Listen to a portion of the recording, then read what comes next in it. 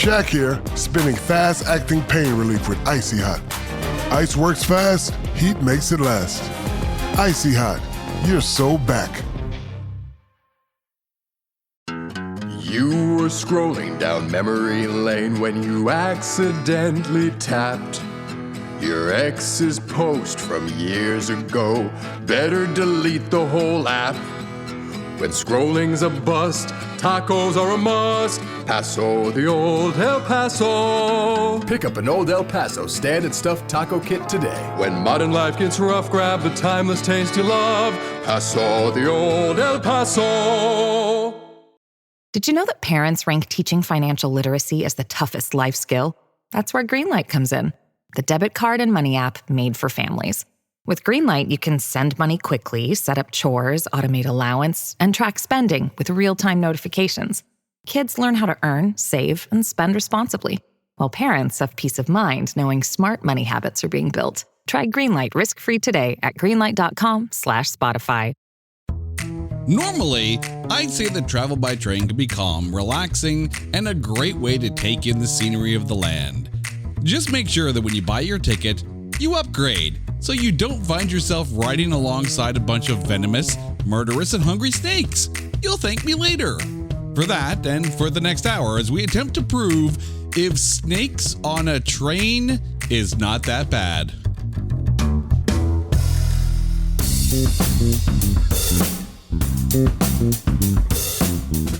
Welcome, one and all, to It's Not That Bad, the podcast that looks for A grades in B movies. Hello to all of our listeners in Mesa, Arizona, and around the world. How the heck are you guys doing? I hope you're doing good, because every now and then we watch a movie, and we're like, you know what? It can't be that bad, can it? Can it? Maybe it can. Maybe it can. Maybe we have found our kryptonite, or maybe not. Who knows? Remains to be seen. Because we are about to talk about another entry into our Mocktober celebration, Snakes on a Train. And here to join me, my lovely co-passenger on this locomotive of fun, my lovely wife, Carrie. Carrie, how are you doing? Come on, ride the train, ride it. Come on, ride the train, ride it. And now that song is stuck in everyone's head. Apologize. Ooh, ooh. Apologize. Oh, yeah. That's probably the best part of this movie talk right now. You're welcome. Right. Well, we are about to go down Snakes on a Train road. Now, I was looking forward to this because really, when you think about it, Snakes on a Plane is a movie that is so kind of out there. The fact that Samuel L. Jackson fought to keep the name of the movie Snakes on a Plane, because I guess that was like the original title of the, and then we're going to like change it to something, more cool. And Samuel L. Jackson's like, no, it's Snakes on a Plane. I'm in the Snakes on a Plane movie. And what Samuel L. Jackson wants, Samuel L. Jackson gets. Samuel L. Jackson had zero input on this movie whatsoever. I don't think even Sam Jackson could have saved this Snakes on a Train movie. Nothing could save the people from the snakes on the train. But before we go down this mockbuster train track, it is time to take Snakes on a Train and trailerize it. When traveling on the most budget train the props department can find, make sure you store all of your carnivores in the overhead compartment securely. Get ready for the one-way ticket that is Snakes on a Train. When a cursed woman with an apparent allergic reaction to cheap store brand coleslaw is brought aboard a train to Los Angeles, she unwittingly becomes ground zero for the locomotive snake apocalypse because she and her lover can't decide whether the snakes should be inside her or outside of her. I mean, sure, people take their dogs out for walks. I guess this could be the same. Don't ask me, I don't voodoo, do you? But when the serpentine stowaways get hungry, everyone is on the menu. including the dope smuggling blonde, the horn dog ex-fed, and the two strangers who would definitely have found a way to choo-choo if their budding romance didn't get snake blocked. You can't get enough of these blood-sucking snakes in this soul-sucking movie. It's Snakes on a Train. Rated R for reptile dysfunction. For the record, that one took a little bit to record because Carrie, right in the middle of it, burst out in laughter. I don't voodoo, do you? I think I want that on a t-shirt. Soon to be on our merch store. I don't voodoo, do you? And people are like, I don't know what that means when it comes to like a bad movie podcast. Listen to this episode, watch this film, you'll all of a sudden understand. No, save yourself. Just wear the shirt because it sounds cool. You don't need to watch the movie for the backstory. Save yourselves. All right, let's get into who is in this movie. The movie stars Albie Castro, Julia Ruiz, Amelia Jackson Gray in her cinematic debut, Shannon Gale Hurd, Carolyn Meyer, Isaac Wade, Stephen A.F. Day, Madeline Falk, Lola Forsberg, Cameron Bass Jackson, Derek Osetic, Giovanni Bellerano, Philo Beddoe, Anthony Fankhauser, and Al Galvez. This film was written by Eric Forsberg and directed by Peter Mervis. Of course, as all, or at least most of our mockbusters are, this one is always released by The Asylum, because we love a good Asylum film every now and then. We also love a bad Asylum film every now and then, too. And of course, as per mockbuster tradition, this was released 3 days before Snakes on a Plane hit theaters. There was no box office listed because, naturally, but the film did have a budget of $1 million. And the reason why we are here are the critics. Over Rotten Tomatoes, this film has no tomatometer because for once, the critics made the smart choice and avoided the film, but it does have a popcorn meter of 18%. At IMDb, it sits at 2.2 stars out of 10 for a 22% score. At Letterboxd, it sits at 2 stars out of 5 for a 40% score. And at the movie database, it sits at 37%, giving this film the aggravated aggregate of 29.25%, and you look shocked. Really? 18% Popcorn meter. Really? Yep. That means that at least 18 people liked this movie? 18 out of 100 cats agree that this film was okay. Maybe the snakes actually voted. Yeah, I think so. Yeah. So I'm going to assume that 18% seems high for you. It must have been cast and crew. Quite possibly. You actually named quite a lot of names of starring and well, I mean, here's I didn't the thing. think there were that many people in this movie. Here's the thing. There's not a lot of information on this film. So I basically put the entire cast list in there. We're not going to be talking about everybody because not everyone had a major part. Some just had a couple lines and those lines weren't good at all to begin with. We're going to do our best to try to find good things to say about this film. And I think I might actually surprise you with some of the things I do say, because hidden in this kernel in the turd is, I think, the possibility of a decent story, but not the one that you think of. But let's start with Albie Castro, who plays Brujo. This is the guy who's trying to corral all the snakes and help his love, who has snakes inside of her. Your thoughts on Brujo? Why was he keeping the snakes Okay, in jars? so let me give you a little bit of backstory of what that is going on here. And trust me, we had to actually ask ourselves what the hell was going on in this film multiple times. And the funny thing is, if you take a look at review sites, a lot of people are like, what the hell is this movie? What the hell is happening in this film? So let me try my best to explain. And for the record, blanket statement, spoilers like a mofo, but I don't think it's going to matter in this case. So Brujo and Alma, they cross the border into America to try to get to Los Angeles because Brujo's father is apparently like a shaman and skilled in the old ways, quote unquote, right? And Alma was supposed to be promised to somebody else to be married, but she chose Brujo and was cursed, which is why she has all these snakes within her. Now, the thing is, the snakes are trying to get out, but they are a part of Alma, so he has to try to keep the snakes, A, fed, and B, inside of her. The snakes can't leave her, apparently. Yeah, I know. Some days I wish. I'm just going to start taking pictures of your reactions and post them with the podcast, because the look on your face says, what the ever-loving hell was all of that? Pretty much. Someone wrote that down on paper. The funny thing is, when you're watching his performance, and he's not that bad in this. He's not. The script does no one, not a single damn person, any favors whatsoever in this movie.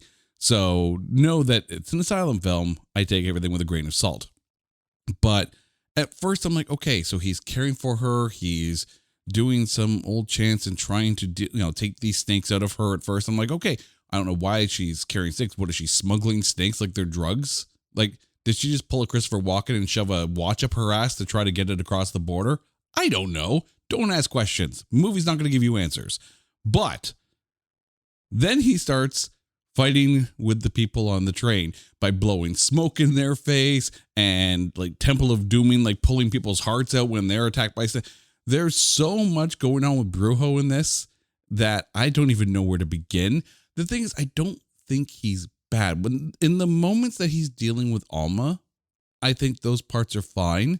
It's when he tries to start going all action hero, and this film kind of, pardon the pun, it kind of goes off the rails a little bit. But your thoughts on Brujo? As a shaman or medicine man's son, right? I got that part of it.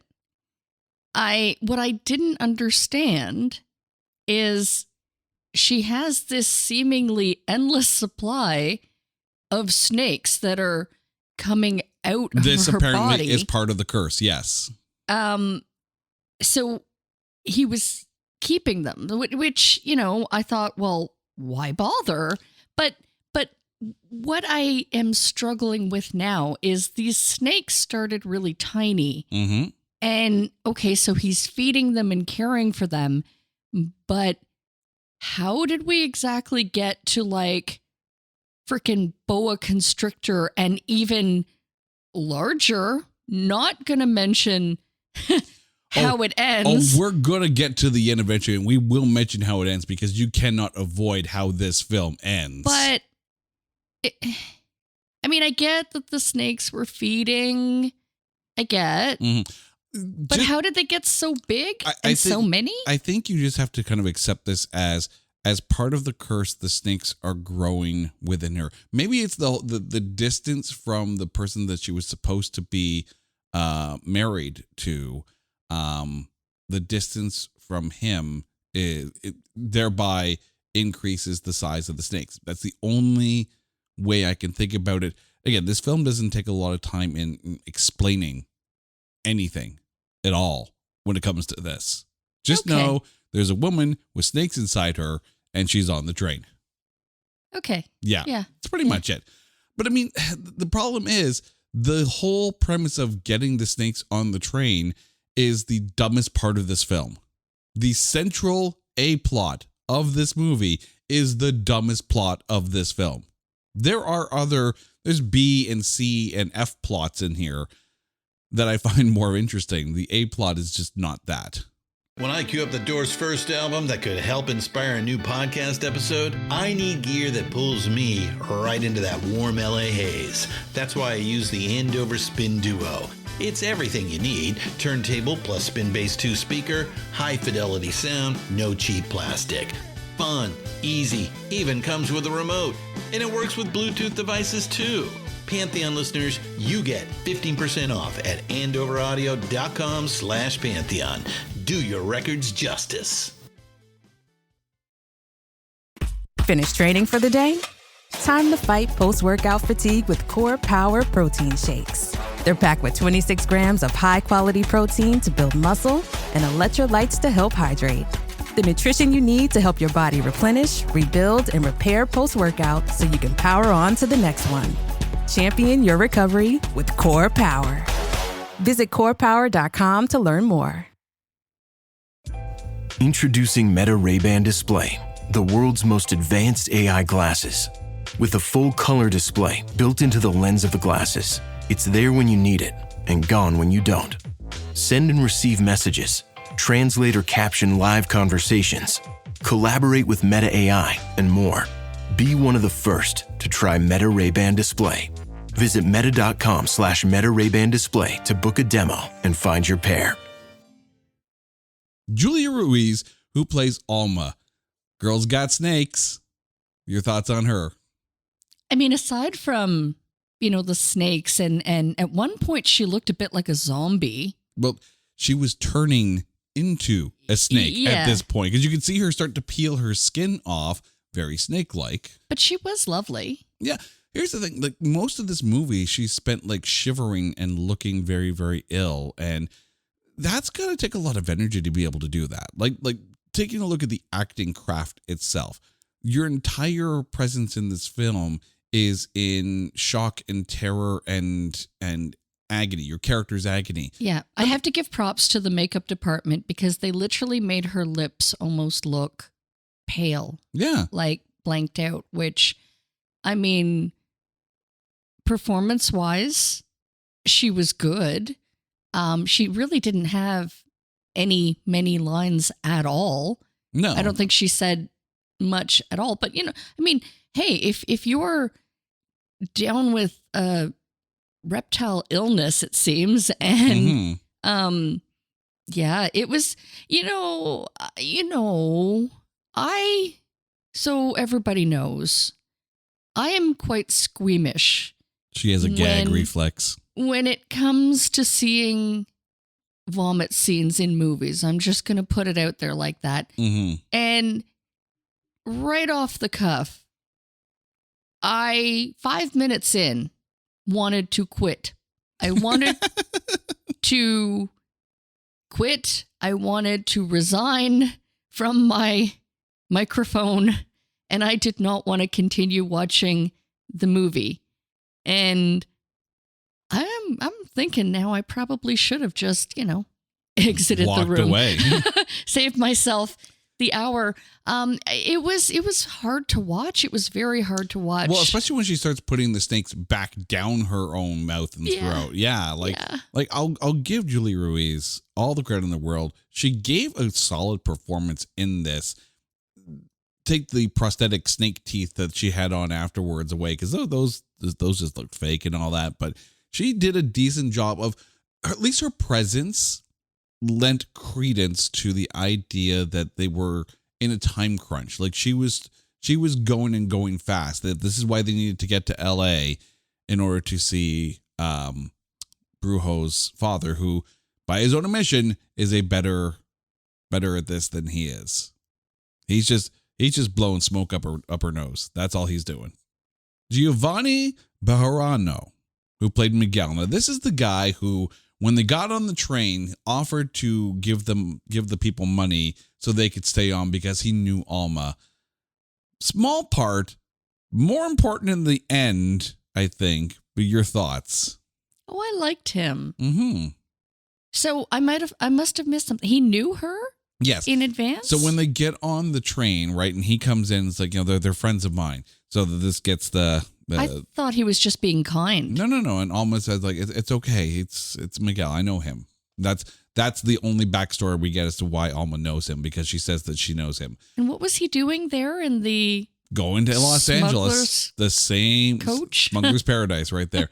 Yeah, but he was going to Los Angeles as well. And I can buy the fact that maybe people who have crossed over the border and are riding the train to wherever they can get to, they may know each other. I'm fine with that part. And I'm fine with him kind of throughout the film. Like, he makes some comment. It's like, I respect the old ways. Like, by the way, apparently the ways of the shaman are the quote unquote old ways. No one ever explains anything in this movie.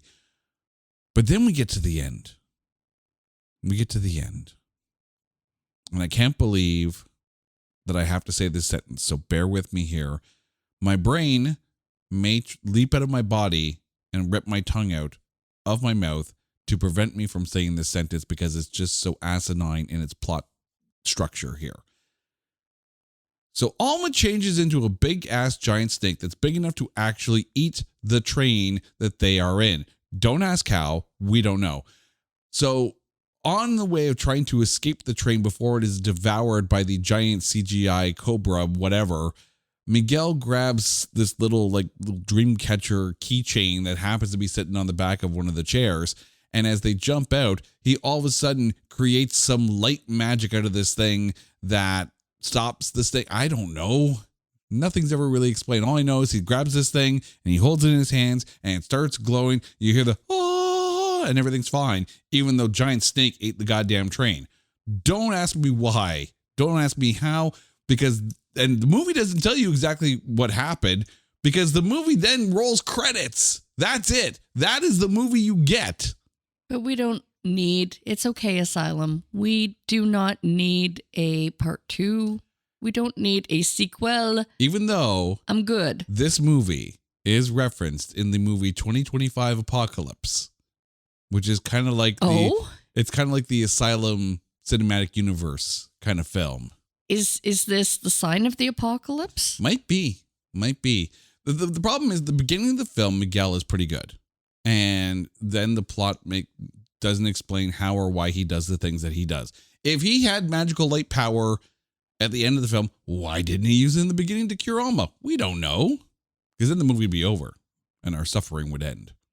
Shannon Gale Hurd and Amelia Jackson Gray. This is Summer and Crystal, the two blondes that found themselves being unwitting drug mules on the train. Your thoughts on them? Yeah. I mean, I get, at least they had character. Yeah. They had a storyline. They had a purpose, which is more than I can say for some of the characters in this movie. So, I mean, I could get behind it. They weren't fantastic. They weren't awful. They were just there. See, I didn't mind Shannon Gale Hurd, who played Summer. This was the friend, not the one actually carting the drugs. This is the one that happened to find out that her friend was carrying a big bag of coke because her ex whatever told her to, kind of thing.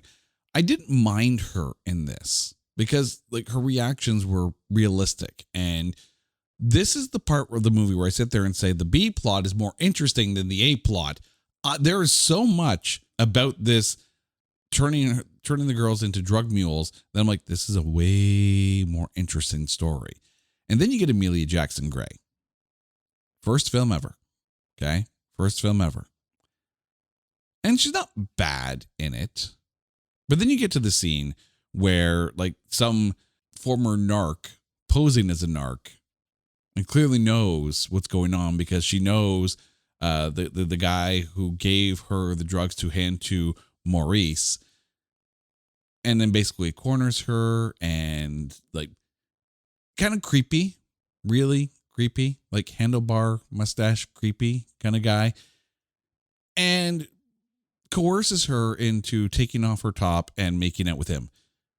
I'm sorry, she should be way less into it because she's kind of going along with it fairly easily. Show a little disgust. A little bit. Because it's not like this guy's even attractive, right? He's skeezy and scuzzy and it's like Joe Dirt with a cowboy hat. Joe Dirte. Ugh. But that's the thing, right? You want him to be skeezy. That's not bad. You're absolutely right. I just figured that she was going along to get out of pending drug charges. Yeah. Okay. And I can see that. But at least when the guy's taken away, Hoover is the guy's name. When Hoover is taken away by the other guy that shows up out of nowhere, show a sign of relief instead of just sit there. And because even Hoover, as he's being dragged away, I'm sorry, we didn't get to finish this. Maybe she liked him. Maybe she has very questionable taste in men. Well, clearly, because the guy that she was with before asked her to bring a big old bag of coke to some guy named Maurice in Los Angeles, and that she can get a lot of money for doing this. I can rewrite this movie right now and make it more interesting. Mm-hmm. So the snakes get into the coke, and then you've got cocaine snakes Eh? On a train. Oh, dear God. Going to LA. And then you've got cocaine snakes take on LA. Boa constrictor. Right? Right now, someone over at the asylum's going, boa constrictor. That's excellent. That is awesome. Go with it. Run with it.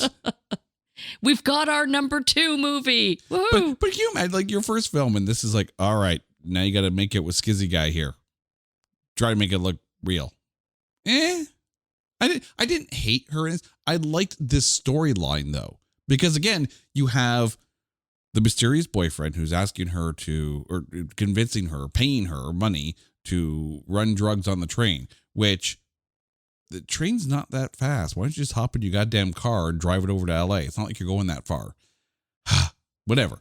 Anyways, then you have Philo Badeau as Hoover. This is the narc, the ex-narc. Your thoughts on him? Keep in mind, this is the only ever movie role he has ever acted in. You know who he reminded me of? Remember Snoop Dogg and the Hood of Horrors? I try not to, but go on. The story with the redneck Anson Mount. general's son. Anson Mount in Hood of Horror. Sadly, I can actually picture this. If you want like a similar characterization, he played this like absolutely disgusting waste of a human. Which is exactly what you want, though. In a cowboy hat. You want him to be absolute of a human being, right? The moment he walked onto the train, I knew he was like, okay, first of all, he's going to die a horrible death. Yeah. But I recognize that Anson Mount was playing his character way over the top in order to make an immediate impact in a short span of time. I get that. I found that Philo Badeau, the way he played Hoover, was actually a little bit more subtle than what Anson Mount was doing, and I think fit the tempo of the film a little bit better. No, he wasn't subtle. He was subtle like a spur on a cowboy boot. No, but I'm saying more subtle than Anson Mount in Hood of Horror. I don't know. I mean, again, his presence was necessary because you just, especially when the story started to come out about the cocaine and the money, and you just knew. You just knew something's going down, and he was just disgusting enough to. Here's what gets me though, right? The snakes part of this movie, that storyline makes no sense. I'm sure if you flushed it out and narrowed it down, maybe it could, but it doesn't make sense in this movie. Here, you got Hoover, the ex-narc, who knows that Crystal is being asked to smuggle drugs. So he's taking the drugs, he's going to take the money and try to take Crystal as well and like move in. But then you got Reza Riazi, who plays Barat. This is the guy who, as most people do in this train, shows up out of nowhere with a gun to stop Hoover because he also knows that this drug mule is happening. Your thoughts on this guy? Yeah, I mean, obviously it was very convenient storylines, right? Like every character that was on the train was there for a reason. It was like kind of like a chess game, and you've got your pawns laid out on the board. Yeah. I mean, can we talk about the train for a second? It's like every car you go into is a different color, and yet Crystal gets brought into what looks like a first class, business class, really nice, comfortable looking seats. As much as business class can be in this rundown, busted ass train. Whereas they all started what looked like busted up, like bus seats, like like the back on some of the pleather seats was like peeling and tearing off. So it's almost like I get that. It's almost that they had maybe 2 crew members on this train. The funny thing is, I actually looked this up. So they filmed all the train parts at Sable Ranch movie set in Canyon Country, California. And if you actually go to their website, you can actually see a picture from the interior of this 4-car train that they have on the lot that people can go there, get their filming permits, and actually shoot on this actual train. Because they have different cars that people can use as film sets, which is really freaking cool. And if we were ever there, that would be kind of cool to go and visit the film set and to be able to. And I laughed. I checked. I looked. At no point on their website do they mention snakes on a train. I wonder why. But still, that there was a picture of the interior of the red car on this train on their website. That's hilarious. It's funny that they chose that one as the main car and not the upper class, because I could see her being brought to like, maybe another car in the train that wasn't utilized because it wasn't as fancy looking. If they just reversed because of the color and the darkness of the color of the seats and the interior of that car, it shows up a little bit more. But I mean, like, this is a commuter train, right? And clearly it's doing this, I guess, Arizona to, I don't know where they board the train. No, it's El Paso. They get on the train in El Paso and they're going to Los Angeles. So clearly this is a commonly done run. So the cars and the trains and the chairs are probably not in the best of repair, but at least there's a sleeper car to deal with. The sleeper car. Which, if you take a look, like, you can actually see the rope bed that this mattress is put on. That just tells you how old this train car actually is. But again, this is one of those beautiful things about making films, is that you can go to some of these sets and visit some of the sites. It would be kind of cool. They would. But Reza Riazi, Barat, comes in out of nowhere. This is the guy. So, like, when the girls first show up on the train, and I think it's Summer who gets this weird, icky feeling about this one guy who's sitting in the back. That's the guy that she's got the icky feeling about. Why is he there? Clearly, he also knows about the drug run. He's going to intercept the drugs, but he's got to deal with Hoover. And he is the least convincing bad guy I think I've seen in a film. Like, he's so casual in his, like, and not in the cool casual way. Just like, okay, you, Mr. Nice Guy. Yeah, we need someone to play this mean guy role. Be mean. Nice guy can't be mean. He can't. It's so passé. It's the best way I can put it. I just wish they had spent a little bit more time on the backstory of how everyone knew about this drug deal, because that is a way more fascinating story. And then you get Carolyn Meyer and Isaac Wade playing Clara and Martin. So Martin is the balding guy on the train who meets Clara and starts to make his move, right? Starts to introduce himself. They're basically both divorcees who happen to be on the same train. So again, a much more interesting character hotline here than the actual snakes on the actual train. Your thoughts on Clara and Martin? Again, I like their story building. I enjoyed watching, these two characters stuck on a train trip, getting to know each other. Yeah. And just that awkward flirting at the beginning where, he's like, hey, do you know what time it is? And he's clearly wearing a watch. Yeah. And she drew attention. She's like, does your watch not work? Like playing it up. They were probably the most enjoyable part of this movie. Yeah. I mean, I'll admit, right? Martin's opening line, and I'm like, oh, you're just going to be that skis, aren't you? You're going to be that guy. No, he was cute. No, but that's the thing. As the movie went on, it became that, two equally broken people who found each other on a train and start to kind of heal each other. Again, a much more fascinating B or C plot than anything else that's supposedly the main plot of the film. Yeah. How long was this train trip? Because they really 17 hours. They said that already. Okay. Yeah. But they really started to get to know each other and became pretty close friends.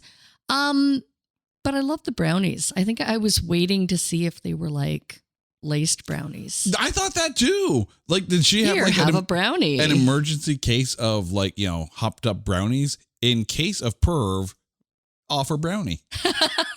That's it. Get him nice and stoned. Right. See what happens. Then take his wallet. It's all good. But you see, But again, this is a much more interesting story than the snakes on the actual train. Well, that would have made a fascinating plot twist. I do. There's something subtle here, because at one point I'm like, there's no way that Martin knows how to fix this train and how to get them to actually stop. But then I think about it. And when he boards the train, the conductor knows him by name, and he knows the conductor by name. So clearly he does this trip enough times and spends a lot of time on a train. So maybe somewhere in Martin's unspoken backstory, he's a train enthusiast as well. Maybe this is his vibe. This is his jam. He just happens to be the right guy at the right time to save the world from a giant train-eating snake woman. Maybe he worked on trains and was just on his way home. Maybe he's a retiree from the train line. Right? Maybe he lost his job and this is how he gets his job back. You never know. Again, we're writing a better movie than the Snakes on a Train movie that we're actually reviewing. Lola Forsberg, Madeline Fisk, and Derek Ostak. And I apologize if I mess up any of these names. Remember, me, idiot, talking about Snakes on a Train in a basement. This is the family that has the sleeper car.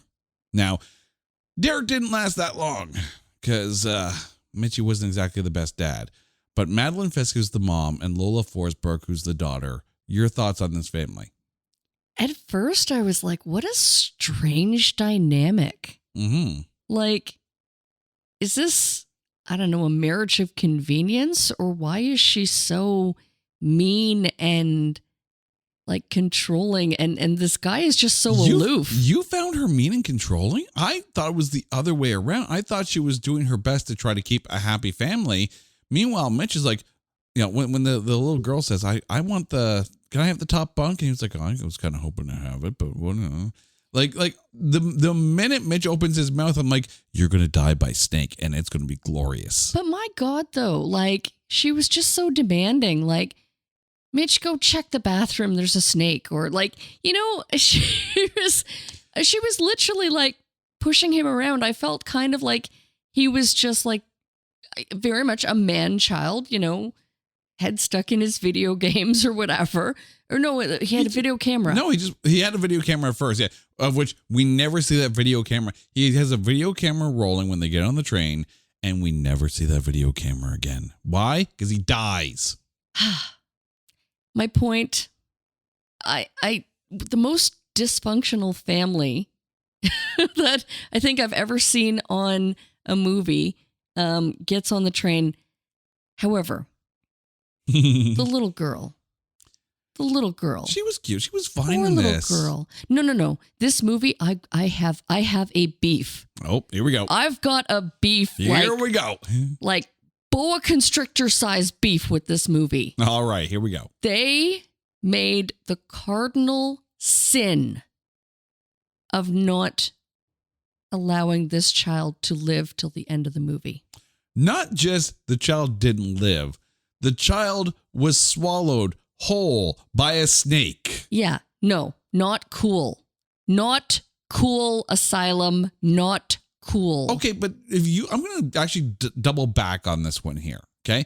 You remember a while ago when we had to talk about Winnie the Pooh, Blood and Honey, and I was convinced that the main girl was going to be the final girl, right? Because that's horror movie rules, right? You can't kill the final girl. And Winnie the Pooh said, you movie rules, and killed the final girl. And I'm just like, oh, they went there. Yeah, but you don't kill the child. Okay, but you let the child live, and then she becomes instrumental in getting off the train safely. Okay, but no one else on this train is snake eating size. And if you have these giant carnivorous snakes, you have to up the ante. And I think it's a bold move to feed the girl. It is a bold move, but it's horrible. No huh?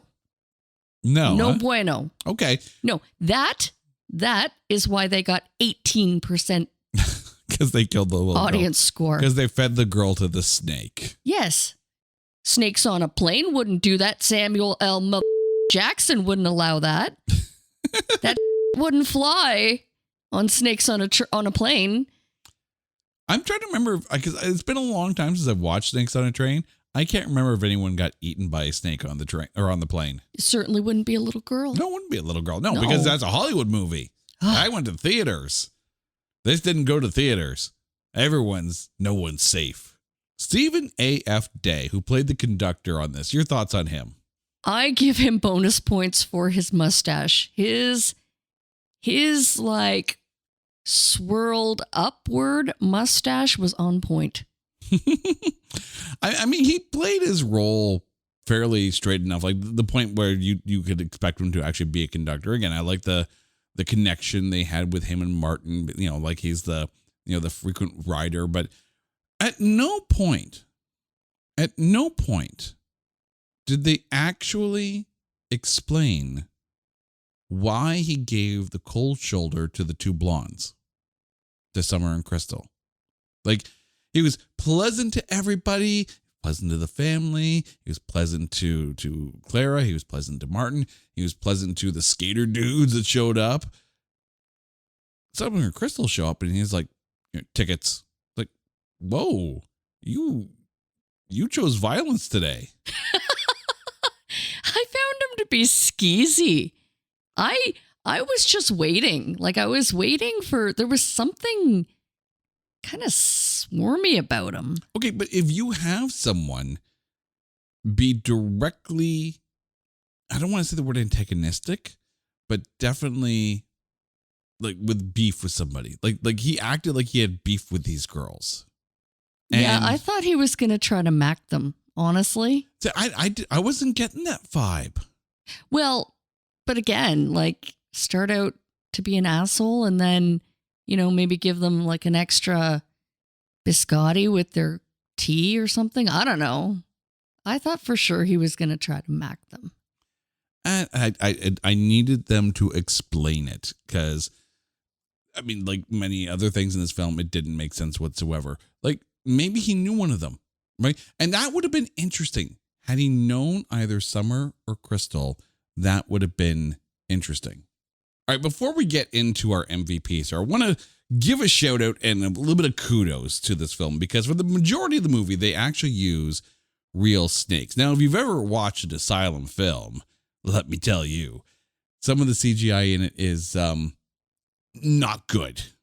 And there is a major CGI moment at the end of this film, which is not good.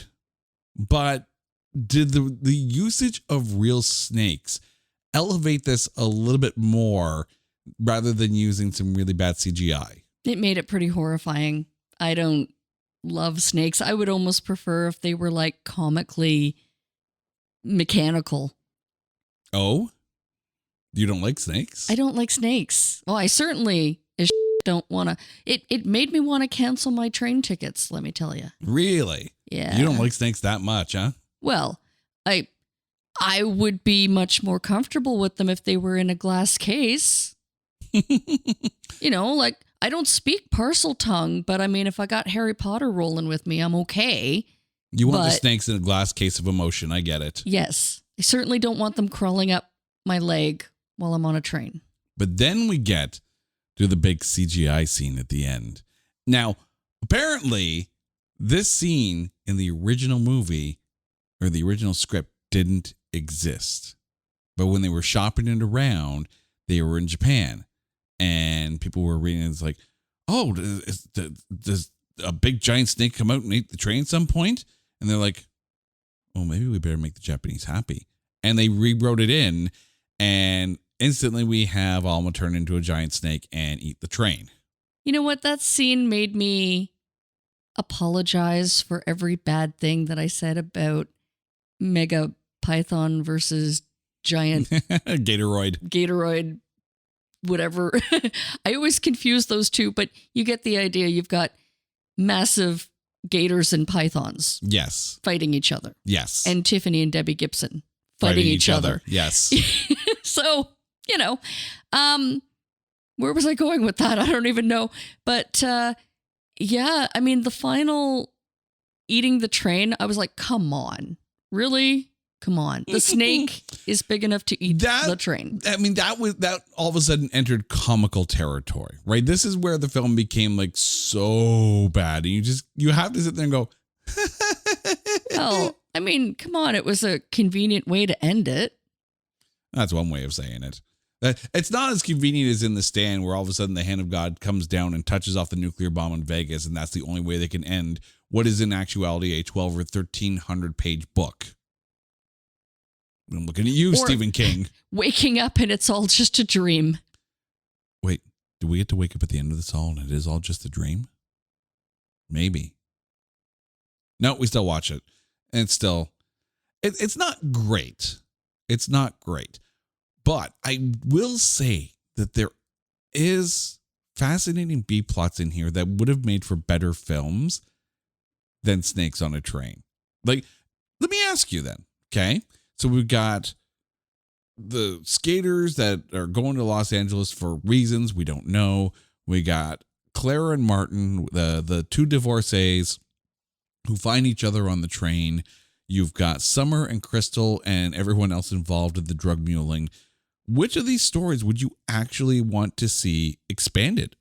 I think I wanted to see more about the couple, Clara the and Martin, relationship yeah. building. Yeah. Like there's a Hallmark movie in that somehow, some way. Or I would even be okay with seeing the shaman's son and the snake-infested poor woman, Alma, getting some help. Get them some help. Get them healthy again so they can get married and live their lives. I just love the fact it's like, no hospital. They're not going to scan this. They'll see snakes. Well, no guff. We gotta get the snakes out. They won't exactly know what to do with this. Yeah. There are decent stories in this film. I find the supporting cast is a bit more developed than the main plot. I have seen worse films. I have, and we've talked about them. We've seen better. Show. We've seen much better, but we've also seen way, way, way worse. But it's time. Gary, who is your MVP of Snakes on a Train? The giant, oversized Alma snake ending it all. Just eat the train and move on. Just and then poof, they're done. They're safe. Roll credits. Yeah. Because also, if anyone hadn't pointed out to them, yeah, okay, so you escaped the giant snake through whatever magic light-powered dude had that was never explained. You're still in the middle of the desert with no food and no water, and you're all going to die. Until the next train comes along. Yeah, but also remember, Crystal had a snake bite. So it's inferred that she now carries the curse, because apparently that happens. Who knows? Yeah. Oh, yeah, that's right. Well, good luck. So apparently somewhere down the road we'll have Snakes on a Train too. No, just no. Take another mode of transportation, friends. Do not get on another train. Okay, I want to give a shout out to the snake wranglers who provided all the snakes, because it's not easy dealing with live animals when you're filming a movie. Okay, and give props to the actors themselves. Well, all joking aside of their roles. Yeah, can you imagine that they played? Can you imagine if you have like a snake phobia and this is like your role? Oh, having like a snake crawl up my pants. I don't care if it's not that I dislike snakes. I kind of like them from a distance, but having one crawl up my pant, like no. Or like being like sitting and then have it over your shoulder, kind of hissing into your face. Nope. So you will not be Alice Cooper's snake wrangler. No.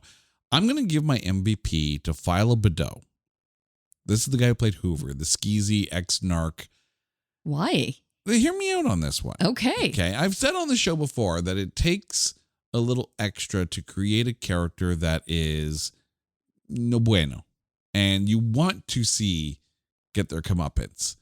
And this is the one guy who I felt like he actually understood the character that he was playing and went there. And it worked. Keep in mind, too, this is his only ever film role. He never acted before. He hasn't acted since. So I'm not saying that, he nailed his role, dropped the mic and said, okay, I'm going to walk off on a championship. But credit where credit is due. He came in, did the job well enough in a script that had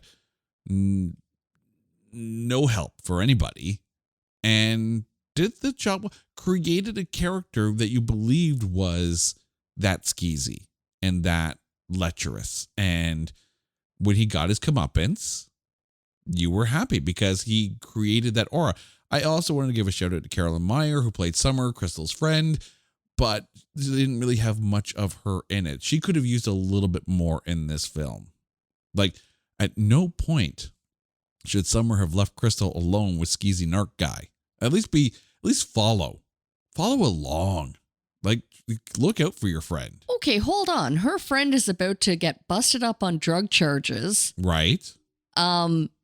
She was scared shitless. She was literally just in the food car and like afraid to even move. Like, I don't think she left. Her friend goes off probably to get arrested and molested. And little did she know, but she's literally just sitting there. Yeah. Like, what else can she do? Do something. Well, what do you want her to do? I don't know. You can't impede like the law. Just don't get the guy who played the conductor, because like, when dude got up there, it was like, this train can't stop. Wrong, and then like proceeded to knock himself out immediately. Yeah. Like that dude saying wrong should basically be a meme at this point. Oh yeah, I completely forgot about him because I'm like, he had probably the shortest amount of time on the screen. Yeah. Anthony Fankhauser, who played the train engineer. Wrong. We have seen better asylum films. But again, I've seen worse. Gary, thank you so much for this. And to you, our dear listeners, congratulations. You now no longer have to watch Snakes on a Train. But until next time, you guys know the drill. If there's a movie out there that you think is unfairly maligned or is just so bad that there is no way on a train that we can find anything good to say about it, hit us up on social media at NotThatBadcast or go to our website at NotThatBadcast.com. And be sure to tune in next week as we wrap up another successful Mocktober run. I say successful because we actually made it through. Until next time, she's Carrie, I'm Jay. You guys are awesome. This is It's Not That Bad, a proud member of the Pantheon Podcast Network. Take care.